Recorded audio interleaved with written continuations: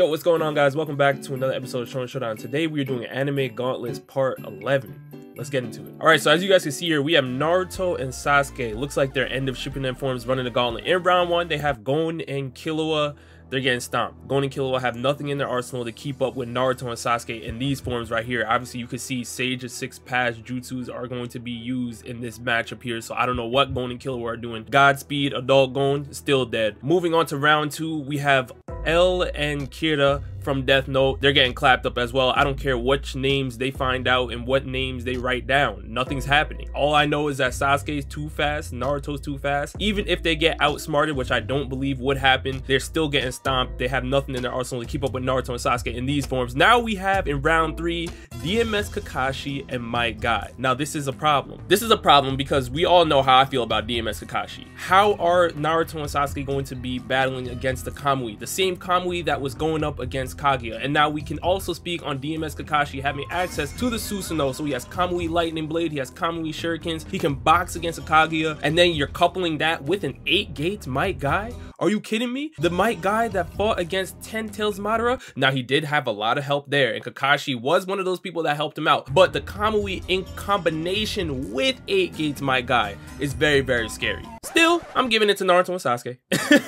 But it would be very, very tough. It would be a crazy matchup. But the reason why I'm giving it to Naruto and Sasuke is because they have Sage of 6 Paths chakra in this form. When we talk about Hagoromo's Senjutsu being gifted to Naruto and Sasuke, now they have access to True Seeker orbs, and they are on a completely different level than they were prior. And this also means that Naruto's chakra reserves are going to be going out of the roof, and they can combine each other's powers. You have Sasuke's Susanoo in combination with Naruto's Nine Tails chakra mode. I think that's too much for a Kakashi and a Might Guy because Kakashi is going to be utilizing so much chakra. He's going to have to rely on Might Guy, and Might Guy is limited because he can only box on a taijutsu level. He's not going to be giving you any genjutsu or ninjutsu, but this is something that Sasuke would be able to compete with. And worst comes to worst, Sasuke can always use an Izanagi or an Izanami to get them out of a situation. So I do think that Naruto and Sasuke would win in round 3. Now round 4, we have Asta and Yuno, and this is a tough one, y'all. I know a lot of the Naruto fans out there like to sleep on the Black Clover verse. I'm not one of them. This is actually a very tough matchup,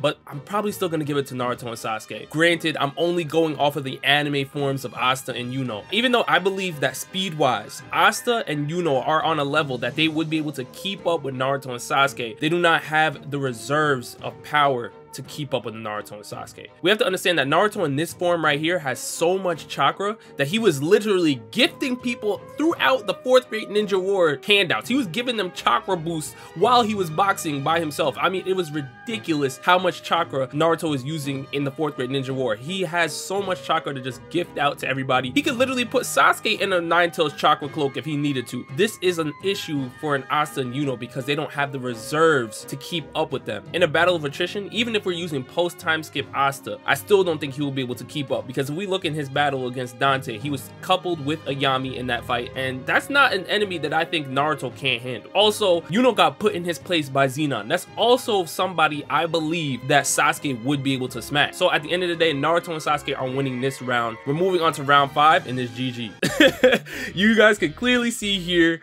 you have Zamasu, you have Goku Black. It's over with. I don't know what's happening here other than destruction. My actual question here is, why are they in round 5 and then Luffy and Zoro are in round 6? I'm one of the biggest One Piece fans out there, and I'll even tell you that's blasphemous. Luffy and Zoro have no business being above Goku Black and Zamasu. I don't understand what's happening here, but either way, round 5 they lose. Round 6, they win. I love Luffy and Zoro right now, but as presently constructed, they're not beating Naruto and Sasuke in this form. If we're talking about end of series One Piece, I don't know. Round 7, you have Natsu and Gray, and this one's hard, because if it was Natsu and Zeref, I feel like then we can talk about it for real. But because it's Natsu and Gray, I don't know if Gray has enough to really, I know Natsu can hang with Naruto and Sasuke, but I don't know if Gray is going to be able to keep up with Naruto and Sasuke. And listen, he was able to keep up with an END Natsu, so I'm not saying Gray is weak, but what I'm saying is the balance of power between Naruto and Sasuke is just that much greater than a Natsu and a Gray. Natsu's gonna be having to do some very heavy lifting, and as I pointed out in previous videos, Natsu has fought against some crazy techniques, old tiers multi-dimensional attacks and things. Natsu is not a scrub by any means, but we can also bring up the fact that Naruto and Sasuke were able to box against Madara's Limbo clones, which happened to be in an alternate dimension. So what Natsu dealt with is not something outside of the realm that Naruto and Sasuke wouldn't be able to game plan for. And because I believe that they would be able to work better in a duo, I just have to go with Naruto and Sasuke. I do believe that Natsu may be able to turn the tide on Sasuke a little bit if Sasuke is using fire style, because he will be able to eat that, absorb it, and then harness that energy. But Gray is getting bodied, y'all. Gray is getting bodied. Round 8, we have Ichigo and Rukia, and I'm gonna leave this off because 1000 Year Blood War is being animated this year. The anime is dropping this year, so I'm just gonna wait for that. At round 9, we have the boss, Gogeta and Super Saiyan Blue. Good night. Let's move on to the next gauntlet. Next, we got Law from One Piece running the gauntlet. Round 1, Hawks, death. I'm sorry, My Hero fans, but that's the truth. Hawks is nice. He obviously can use his feathers individually to help propel him in attacks or defense and all these things. It's great. It's nice. He can fly. He's aerodynamic. He's not doing anything to Law, though. Once he enters Law's room, it's GG's. We're going on to round 2, and we have Hisoka from Hunter x Hunter, death. I don't care. You could put down in the comments the properties of bungee gum and all that. I don't care about any of that. All I know is that once he enters Law's room, is death. We're moving on to round 3, Mitsuki from Boruto, death.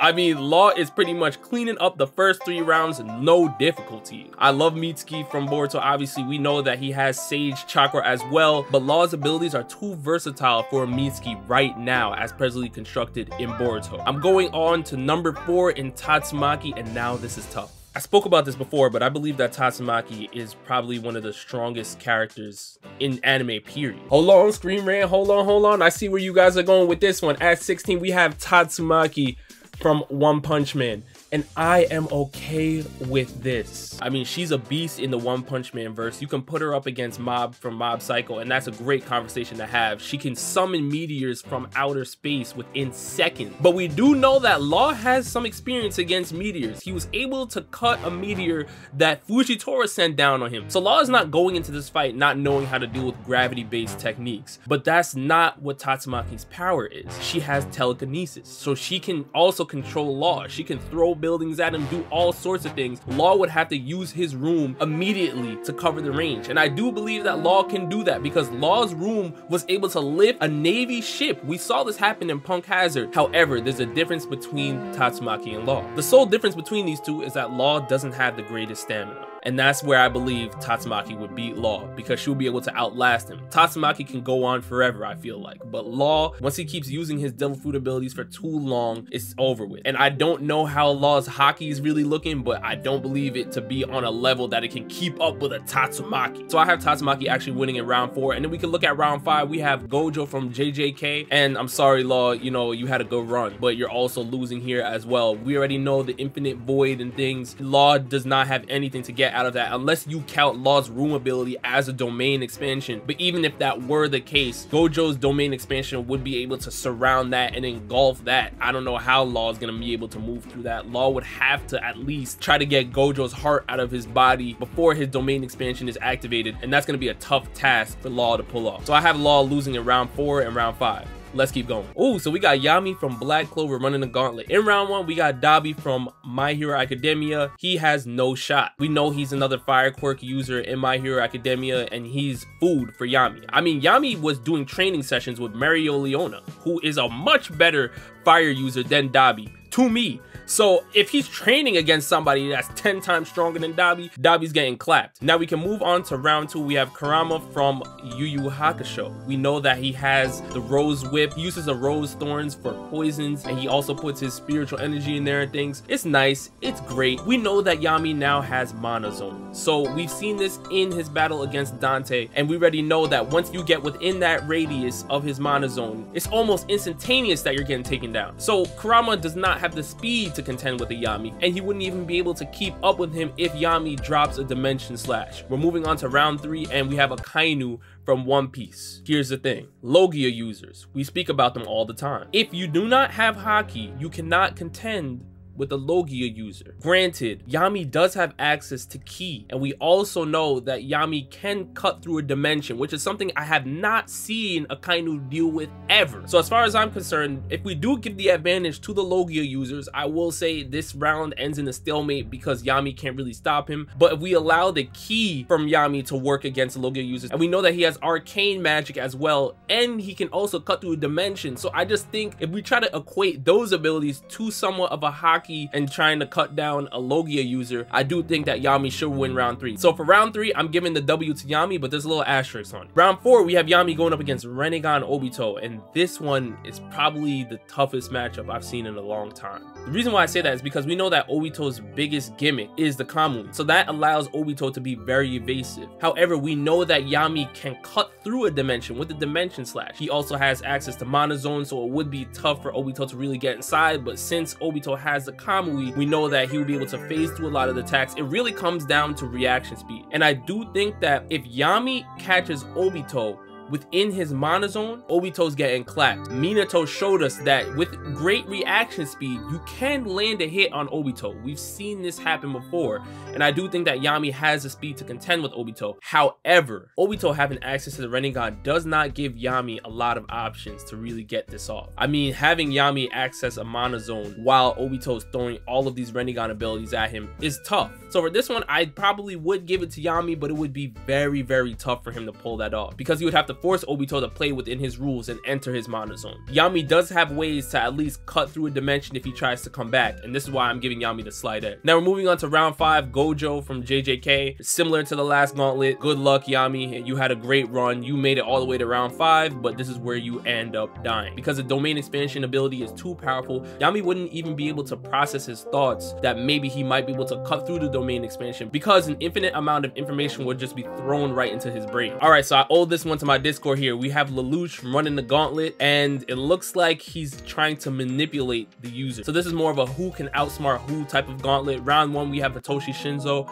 and he's getting bodied by Lelouch. He's clearly getting manipulated. One thing we know about Hitoshi Shinzo is that he has to get people to speak in order to brainwash them. Lelouch just has to look you in your eye. And that's all it really takes. That's it. Round 2, we have Light from Death Note, and this one I actually covered in a previous video, but it's situational for me. I still think that Lelouch has an upper hand because of the Gyos power. I think the Gyos power is a little bit better to use than the Death Note. However, if you're giving Light the Shinigami eyes, then it's tough because then it comes down to a game of who can write down whose name faster, who can get somebody to look at their eyes faster. I mean, I don't really know who's gonna win that matchup. It's a little more situational, but I will say for base Light, no Shinigami eyes, just regular Light, I think Lelouch would be able to manipulate him. Round 3, we have Eren from Attack on Titan, and I think that what Eren was able to pull off in Attack on Titan, it was nice. He was able to finesse Zeke and everybody. I just believe that pales in comparison to what Lelouch was able to pull off in Code Geass. I mean, Lelouch literally had to finesse everybody. It was insane how he was able to pull this off with an annoying Suzaku like a thorn in his side, and he still had to figure out a way how to lead 2 lives as Zero of the Black Knights, and then as Lelouch Lamperouge. He was Lelouch V Britannia. I mean, he had to play a million different people. Eren on one side only had to really finesse his brother realistically to really pull off what he needed to pull off. So I think that Lelouch will be able to manipulate Eren because I don't believe Eren has the wits to keep up with Lelouch. Round 4, we have Zetsu, and this one, to find out that Madara got finessed was kind of wild. I'm gonna tell you that right now because Madara's whole mission was to finesse the world, and he got finessed by Zetsu, who was a personification of Kaguya's abilities. I mean, that is what Zetsu is. It's literally just Kaguya, and Kaguya was able to just finesse everybody through Black Zetsu. So with that being said, I do believe that Lelouch's Gyos ability helped propel him to that manipulating status that we have him at. However, there are some times where he used it incorrectly, like against Euphemia, so I have to hold that against him. But when we look at Black Zetsu's manipulation was flawless. I mean, he did everything he needed to do to bring Kaguya back. That's literally what his sole mission was. Finesse the whole ninja world to get Kaguya back. And Kaguya popped out right then and there. Zetsu did not care about whose emotions were being played on or anything like that. Lelouch had somewhat of a heart for sure. Obviously, you already know he cared about his sister Nunnally and everything like that. Zetsu just did not care about anything. So I do think that Zetsu would be able to manipulate Lelouch. Round 5, we look at Aizen from Bleach, and Aizen's power alone would be able to manipulate Lelouch. I mean, the Kyoka Soigetsu would just have Lelouch hallucinated the entire time. By the time Lelouch even figures out that he's hallucinating, it's too late. He's already done. Aizen is a top tier manipulator, completely manipulated Ichigo's entire life. So I'm giving that to Aizen as well. Now you guys let me know down in the comment section below which gauntlets you agree with or disagree with. And again, we're on the road to 100K. I thank you guys so much for always showing love and support. And with that, I'll see you next time. Peace.